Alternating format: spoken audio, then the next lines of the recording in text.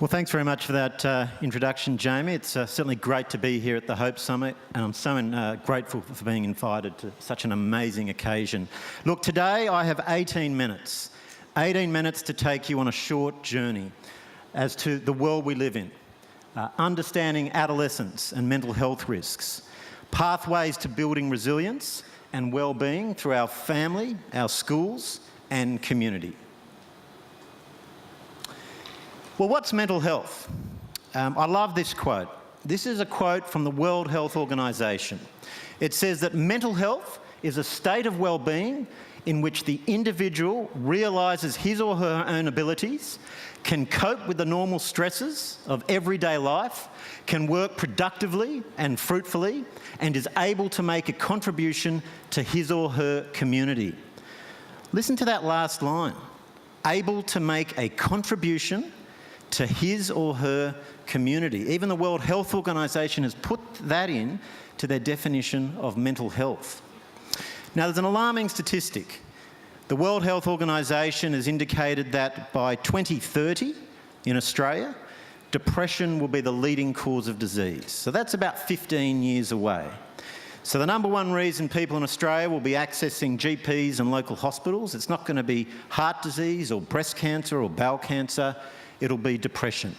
And this is a phenomenon worldwide. We're seeing this obviously across Europe, Canada, United States, New Zealand, Western civilization.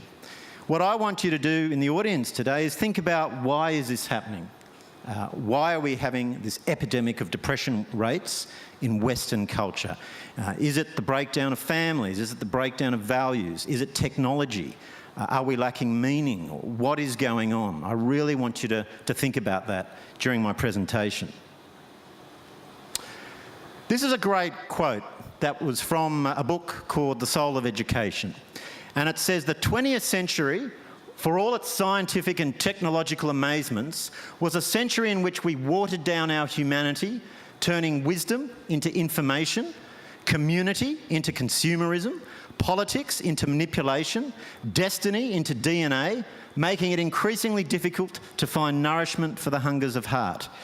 We're talking about a young generation that's grown up in the aftermath of the global financial crisis, things like 9/11, things like the Boxing Day tsunami, the tsunami in Japan, all this doom and gloom in the media. And they need hope. They need positive energy. They need to be stimulated that way with all the negativity they've grown up with. Well, this is what Homer Simpson says. Homer Simpson believes he has the answers. He says kids are great. You can teach them to hate the things you hate, and they practically raise themselves nowadays, you know, with the internet and all. What we know in Australia is that both parents are often working. The average father living in Sydney has about 13 seconds of meaningful communication with his child on a day-to-day basis during the week. 13 seconds. How was school? Yeah. I mean, we need to really focus in on families. I always say to parents, look, one day when you're on your deathbed and you're thinking back at your life, you're really not going to think about your career. You're actually going to think about your family. You're going to think about the people who you've loved in your life, your friends, your children. Family time is just so important, and it's critical in raising young children. Go back to your room, turn on your computer, and Daddy will email you a bedtime story. I hope it's not like that in your house, but often mums and dads don't even have time to sort of eat the family meal with their kids, and it's just so critical. See, this is called the outdoors. Oh yeah, I've seen this level on my video games. Look, I mean, you hear stories of kids getting really addicted to these interactive games, World of Warcraft, Call of Duty, League of Legends. You hear stories, certainly in Asia, of 30-year-old men buying adult nappies who are so addicted to computer games they can't even leave their computer to go to the toilet. And look, obviously we're building a world full of technology, but we should never forget Exercise. Some of the biggest research shows that exercise increases serotonin, endorphins. It is so important for young people to have regular exercise.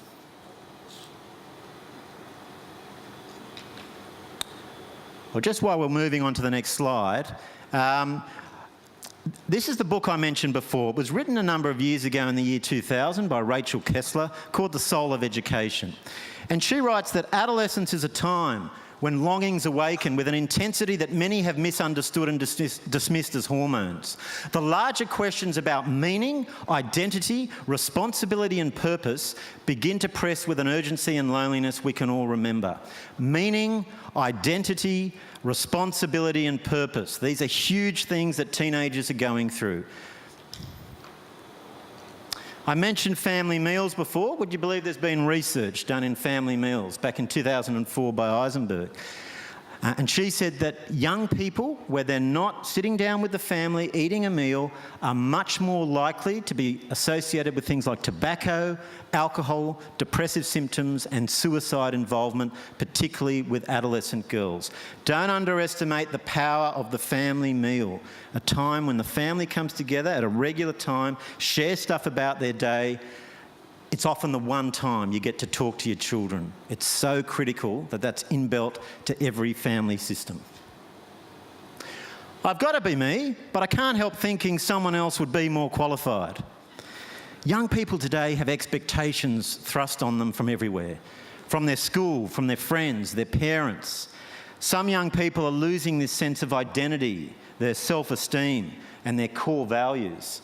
I often say to young people, your principles and your core values are going to stay with you for the rest of your life. No one can take those away from you. No matter what stress you go through in life, no matter what bullying you go through at school, no one can take away your core values, your identity and your principles. So important to young people. Not everyone's the same. Wouldn't it be great? I see kids from families where one child in the family might have depression, one might have anxiety, one might be really sociable, the other will be introverted. Despite the genetic predisposition, young people are all different, even from the same family. You're a teenager now, Lester. Your body is changing in ways that are hard to understand. It's interesting when we look at girls. In the turn of the 1900s, the average age for a girl to have her first period or to start menstruating was about 15.6 years in Australia. The average age today in Australia for a girl to get her first period is around the age of 10.6. Now, that's a 5-year turnaround in about the last 100, 115 years. And there's lots of research going on. You know, you've got the conspiracy theorists out there. Oh, it's the hormones in the chicken. It's the processed foods. Other people are saying it's the divorce rate. There's one piece of research from New Zealand where they've looked at the divorce rate in Australia and New Zealand. It's about 51%. And they're saying, you know, there's a lot of single mums raising families. Single mums are now bringing home a new partner, an alien male into the house. And perhaps this is having this biological phenomenon in stimulating the early onset of puberty in girls. But there's all these theories. We don't know why it's happening. People like Melinda Tenkard-Rice talk about sexualisation in the media. They sort of say, well, look, this is stimulating this process of the onset of early puberty. Whatever it is, we know that often girls aren't ready emotionally to start going through puberty in 4th and 5th class, but this is a trend that we're actually seeing. Fathers and sons and fathers and daughters. I talked about this before. 13 seconds is not good enough. One of the big factors in the rise of adolescent mental health problems is sometimes fathers not being on the scene. We sometimes underestimate the importance of a dad. Critical for their children's growth, for role modelling. It's just so vital. And 13 seconds a day of meaningful communication is just not good enough. Professor Steinbeck touched on a lot of this information, so I'm not going to harp on it, but look, we certainly know that in Australia about 1 in 4 young people will have a mental health problem through their teenage years. And we also know that about 50% of depressed adolescents in Australia actually go undiagnosed, and that's really alarming because A lot of them will go on to self-medicate with things like drugs and alcohol, or it'll actually really impede their schooling. No, Jimmy, the tooth fairy won't be visiting you anymore. I'm the pimple fairy. We know that adolescence is such a time of being self-conscious, having issues with body image, having issues with self-esteem, building identity, building meaning. It's so important. Okay, I'm going to touch on this briefly. I'm really worried about this, and certainly Professor Steinbeck touched on this as well. I'm seeing a lot of 12, 13-year-old girls, even younger, 10, 11-year-old girls, going through this obsession with body image.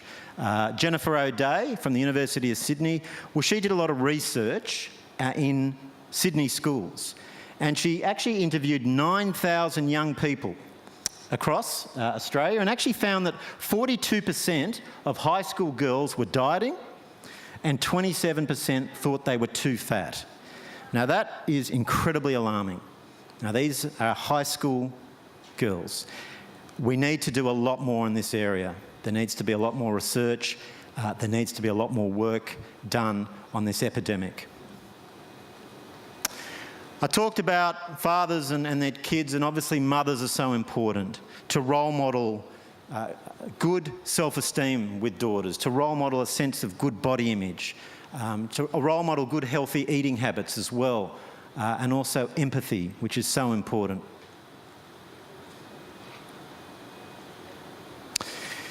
This puppy dog's had a big night out on the town. But look, this is also the generation of drinkers. When I was growing up, you know, we would take things like beer and wine to parties. Teenagers today, they're taking spirits. They're taking them in hip flasks, they're putting them in Coke bottles, you know, half a bottle of Coke, half a bottle of vodka. A lot of parents don't know this, but it's alarming. And I see so many young people who just don't realise that you can actually die from drinking too much alcohol. 2 years ago at Wahroonga Park, a girl named Laura, she was 14. She was out with her friends. She consumed an entire bottle of vodka and an entire bottle of rum within 1 hour. I mean, I don't know how she did it. Somebody called an ambulance. She was clinically dead when they put her onto the ambulance. She was taken to the Sydney Adventist Hospital, and the doctors gave her about a 14% chance of surviving. She did actually pull through, but the next day on Facebook, it was all about, hey, look at me, I didn't even have a hangover, because they had to pump the contents of my stomach. What we know in Australia is that about 1 in 10 14-year-olds are drinking at harmful levels, 10% of our 14-year-olds. We have to do a lot more about the most dangerous drug in Australia. This is still the most dangerous drug, alcohol, and it's a cultural problem. I've got my nieces out from France at the moment. They're 16 and 17. And they sort of said, look, we can't believe, David, that young people in Sydney, other 16-year-olds, they go out on a Friday and Saturday night and get pissed. You know, in Paris, like we've grown up with wine with our meals from the age of like 8 or 9. But we wouldn't do that. That's just like it's a sign of rudeness in Paris to actually go out and get intoxicated at someone's house. So this is a cultural issue. This is part of the Aussie culture, and it's certainly something we need to change. Professor Steinbeck talked about resilience, but look, hugely important. Let's pass on to our next generation coping strategies. I think it's almost like a bungee rope. That's what resilience is. It's the ability to bounce back, whether it's bullying, whether it's failures in life. This is a great book called The Blessing of a Skinned Knee by Wendy Mogul. She says the lessons we instill by insisting that our children do mundane tasks may very well be the ones that stay with them the longest, helping them to become self-reliant adults, responsible community members and loving parents. We're stopping kids doing chores. I don't know why. When I was growing up, you know, I had a chore list on the fridge. I had to mow the lawns, wash the cars, do the dishes, vacuum the floors. For some reason, teenagers are stopping to do that. And it's so important, those mundane tasks within the family. It teaches them independence and responsibility. It teaches them to be part of the family. It's so important. The key with teenagers is all about emotional intelligence. It's getting teenagers to understand their emotions, to manage them, whether it's anger, stress. I've got teenagers doing yoga and Tai Chi and meditation. These are all great skills for life. It's also able to recognise emotions in other people, to build empathy, and to gain understanding. It's so important in motivating this next generation to achieve their goals. Well, today we're here to talk about hope. And I think it's so important that we look at the positive psychology movement. The positive psychology movement has really blossomed in the last 10 years. We also need to get back to things like community service. Remember in the first slide I put up, World Health Organization definition of mental health, doing something for your community. John Taylor Gatto wrote this book, Dumbing Down, and he says that we need to get community service back into schooling, something that Judith Wilden did a number of years ago at Abbottsley, and a number of schools have now followed suit. It's so important to teach our young people that it's about giving back. Seligman. So Seligman, back in 2005, a psychologist, he was the founder of the positive psychology movement. And he says that meaning and engaged lives are so important in building happiness. You have to strike a balance between commitment to the self and commitment to the common good. It's so important, that concept of meaning. It's not just about making money and building material possessions. It's about what can I do to change the world? What can I do to give back to my community? That's what I want young people to start thinking about. I hear some teenagers, not all of them, but some sort of say, well, what's in it for me? What am I going to get out of this?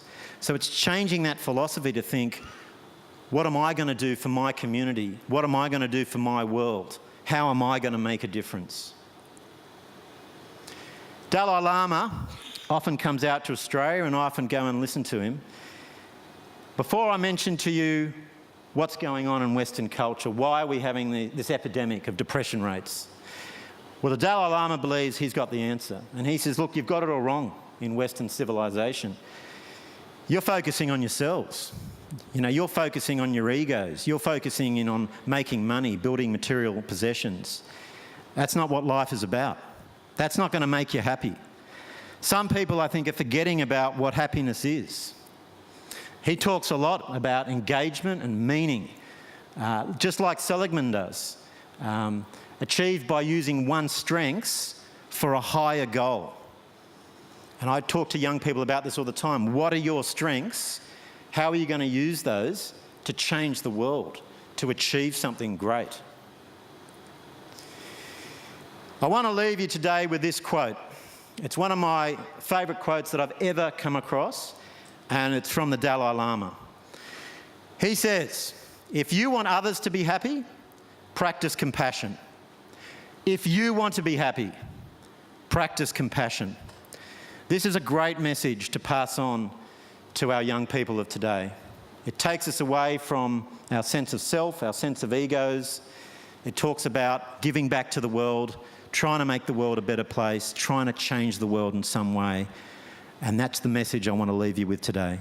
Thank you very much.